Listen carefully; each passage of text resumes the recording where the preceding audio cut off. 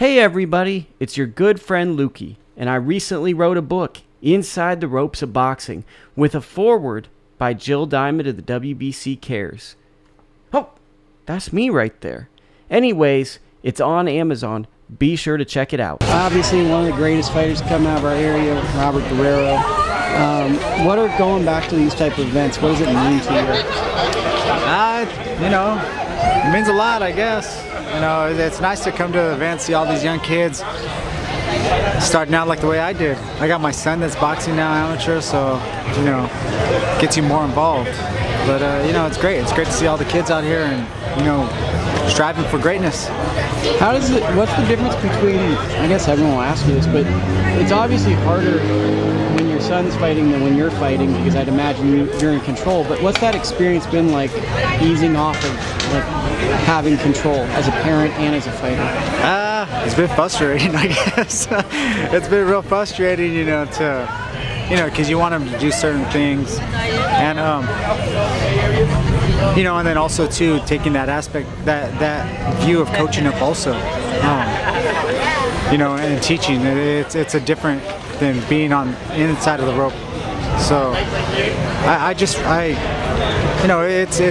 it's been a mission so far. I mean, with him. The one thing is, having my dad there has always been my coach, kind of coaching me on coaching my son. So he told me always, hey, step back, you want things at your level already, like a professional world championship stuff. So, it's a process where they learn, and, kind of helped out a lot. What is it, third or fourth generation now? It's fourth generation. That's pretty freaking cool. Yeah, grandfather, my father, myself, and my son. Okay. What's the story about the 17-year-old amateur fight that you had? What did you win when you were like 18 years old and you had your birthday and you won something? I vaguely remember that, but I don't remember. No. So the story is when I was 16 years old, I qualified for the 2000 Olympic trials, and I was one of the top 8 in the country to fight, to try out for the Olympics. And at the time of the trials, I was still 16 years old. I wasn't even 17. I'd barely be turning 17 during the Olympics. So as of now, I believe I still am the youngest ever to qualify for for Olympic trials in boxing. The cutoff date was on my actual birthday, and I was still 16 years old. I remembered hearing that story. I just wanted to remember that. Yeah. Also, you did one of the nicest things. You probably don't remember it, but I remember I went, and I think it was when the Warriors won. And it was a media day, and it was like 2 people or maybe 4 people, but it was like the Warriors and no one came. And I remember I was like, my grandpa's a boxer, this, that, real boring stuff. And you're like, maybe bring your grandpa down here one time to see you train. And I'm sure it's just a small gesture because you're a nice person. You're a great guy. I never took you up on it, but the spirit of it, until my grandfather's dying days, you were one of his favorite fighters because that meant the world to him, because he loved you as a fighter, but the fact that you would open your doors to him.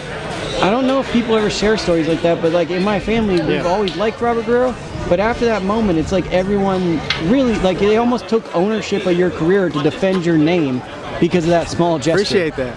I appreciate that. It's just one of the things that I always do because of the fact that as a kid growing up in the amateurs, I've never got to really meet any world champions or anything, or watch them train, and it's one of those things where you open your door and give those kids that opportunity, or just even, elderly people, to get out there and actually see something like that. And I always looked at it also as you never know what somebody's going through, or what's happening, or what. And, just by extending an olive branch, it's one of those things that can change everything for somebody. And as you were explaining right now, it changed everything, where you guys defend me and everything like that, and became real die-hard Guerrero fans. And it's glad to hear that. Yeah, I think it's also the spirituality. I think we're both 2 spiritual people, and I think that also kind of probably plays into it.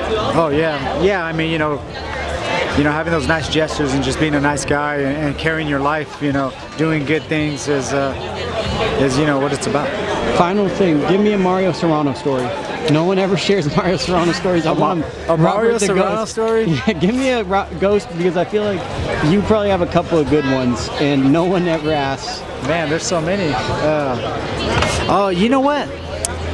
So I was in Denmark fighting for the IBF Championship of the World, and Mario was out there, and because he had a goatee at that time, every restaurant we went to, or every place we went to, they were calling Mario the American gangster guy.